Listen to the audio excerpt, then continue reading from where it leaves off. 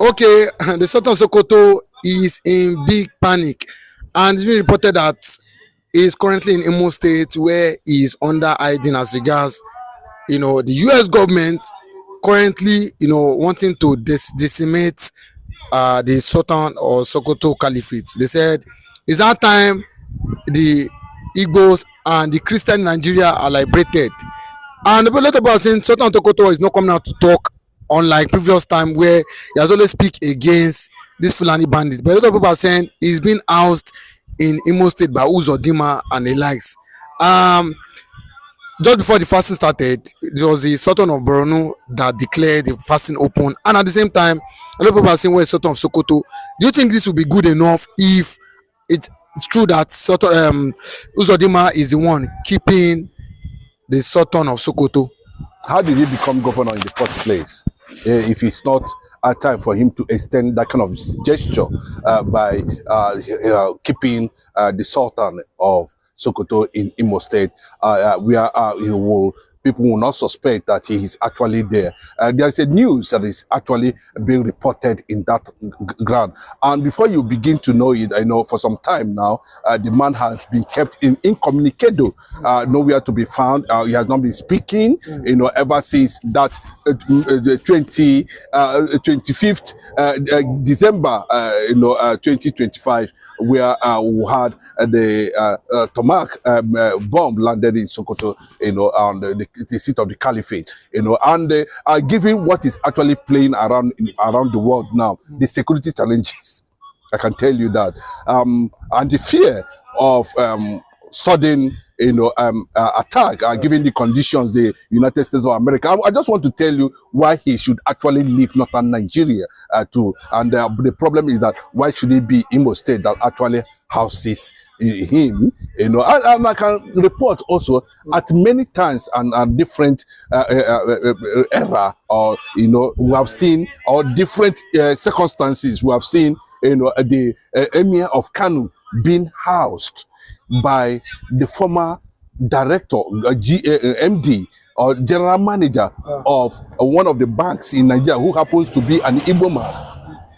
He kept Sanusi in his Lagos, mansion, now without people knowing about it, until Sanusi himself actually came out to confess that when the heat was actually, when it was too hot for him, when all eyes was him, and to an extent that it got to a life-threatening point, he has to seek a refuge, that he didn't want to go to any place, but it was an Igbo man that was actually housed him for several years, until the camp became, everything dies down, and it becomes very clear, But let me tell you that the people of Imo State are already in trouble. And you can see now there is also the factor that one certain element is already in Imo State, trying to do the biding of Gumi, who once suggested that the federal government should raise a military, an Igbo military, to destroy IPOB.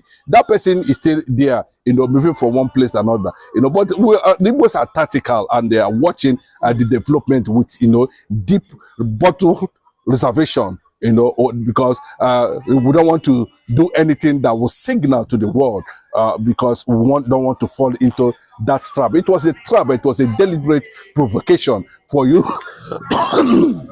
sorry, to allow such a person to be, hiding or be domiciled in Biafran territory, just because they are the people that actually made you governor. Hope Uzodinma has been someone with a questionable character when it comes to, having to defend the Igbo race, ever since he came from the third position and became a governor. We have seen him go to so many churches and apologize, beg, he has repented and all that, but all of them joined together. Nobody was able to stand for Mazi Nnamdi Kanu's release, and we are on the note according to that report, and the reason why he is Sultan of Sokoto, possibly the fear of sudden, being picked or being attacked by foreign powers, because there are conditions that he has not responded up to this moment. The issue that has to do with, total dismantling of anything that has to do with Sultanate of the North, I'm talking about the Caliphate.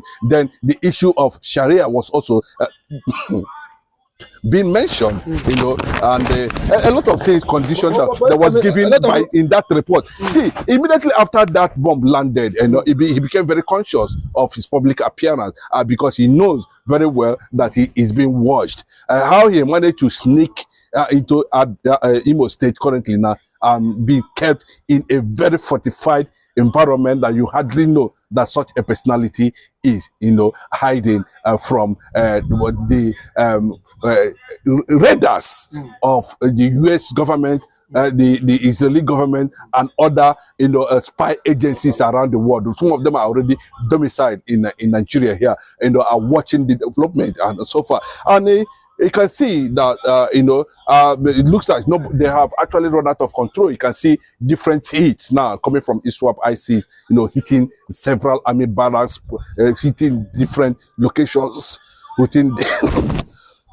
within the northern extraction, within the northern hemisphere or the northern geopolitical zone, you know, and we are seeing this apart from this, you know, he might sense that with the way things are happening in South in the Middle East currently now, the possibility since the world has actually, you know, turned their satellite, the surveillance on Nigeria, and especially the issues that has to do with, you know, jihad. You know, when we talk about genocide actually means jihad against non, you know, Muslims, and that's what the United States government and of course the Israeli government is talking about, you know. And the only person they can actually hold responsible, whom they have actually, you know, singled out and mentioned, you know, that a lot of things need to be done if actually, but you can see that after that moment, the Northern Bloc insisted that Nigeria is an Islamic nation and they must come to the fact that Sharia should be a constitutional law in Nigeria, and that is where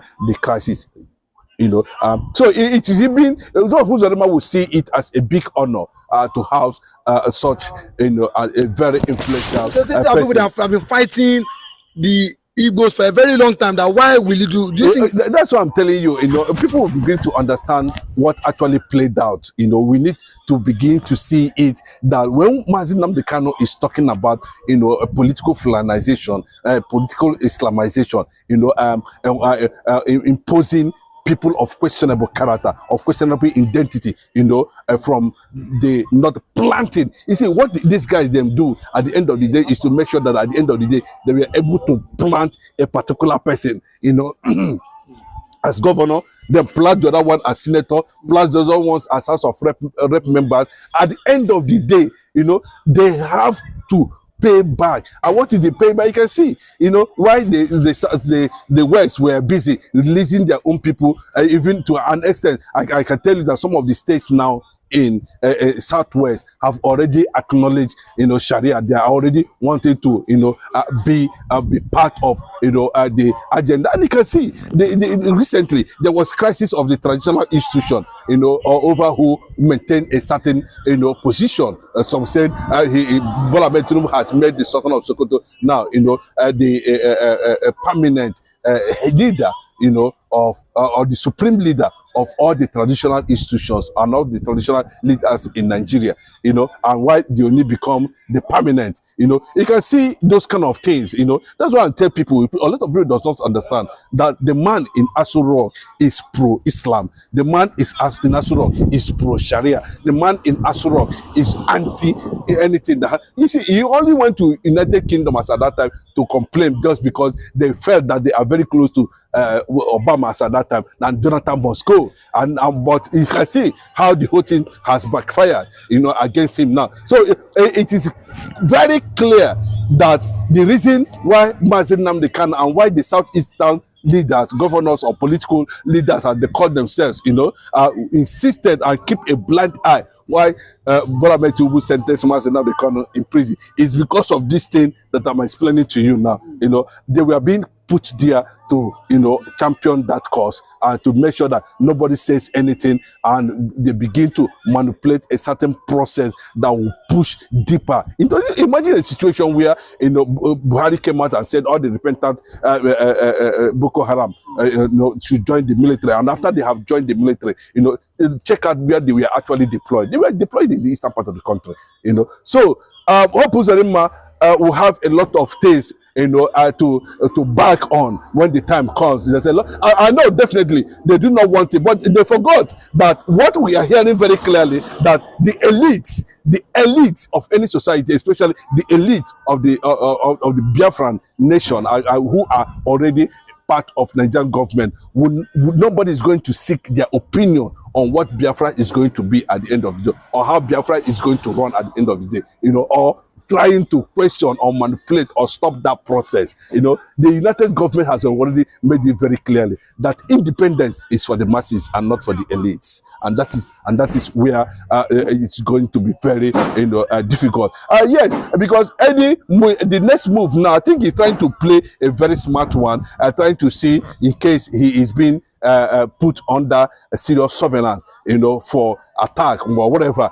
He can move to Imo State, and from Imo State he'll move to another area, and before you know it, maybe possibly escape from Nigeria, since he insisted that Nigeria is an Islamic nation and that U.S. government cannot stop Sharia in Nigeria because Sharia is constitutional, and that is the reason why we are seeing him, trying to establish, exit points within the country, in case he came under massive, surveillance, or he's been tracked for possible questioning or something else. That is why we are hearing that Hope Uzodinma has indicated interest to actually, keep him safe in Imo State. But a lot of people are saying Tinubu might not be, the Sultan Caliphate might not be happy with Tinubu, because just recently we saw that Tinubu also hosted the northern, traditional leaders, but the Sultan of Sokoto was strongly missing that meeting. At the same time, do you not? A lot of people are saying maybe probably the Sultan of Sokoto must have been a meeting with these terrorists when they were bombed December 25th. Do you think it's possible that it must have been with these people that were bombed? And at the same time, do you think that they're happy with Tinubu as regards Donald Trump and the US bombing the Sokoto Caliphate? They might not be happy, just like the way we saw what is happening in Iran. We saw the protest. We saw the Shiites protesting in Nigeria. We saw the Sunnis, all of them, even down to Yoruba land.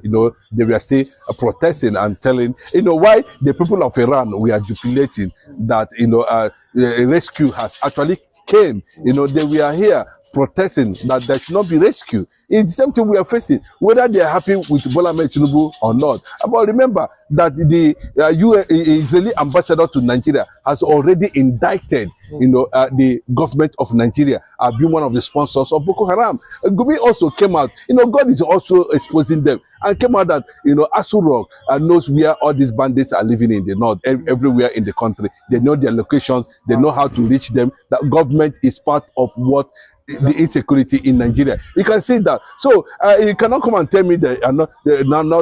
See, it's just that they knew very well who Bola Ahmed Tinubu was, even before he became. They were partners. And I think they are the people. You do not know why the Canadian government pronounced APC a terrorist organization, a terrorist party. You do not know. So don't be surprised. Yes, there's a push to cover up a lot of things. Lobbying money is flying up and down to make sure there's a deep cover up over these people's activities, negative activities in Nigeria. So you can't tell me that the North are not happy with Bola Ahmed Tinubu. They are happy, but the only thing is that it got to a certain point they become suspicious of how America started making their presence in Nigeria, which and some of the things that were supposed to be top secret are being made public now, and they are suspicious that Bola Ahmed Tinubu might have compromised the agreement they had before he was empowered to become the president of Nigeria by the same people. So so that is a bit of it, but you can see how happy Gumi was when he was granting that interview, that since Bola Ahmed Tinubu know that he should go after them, they know their houses and all that,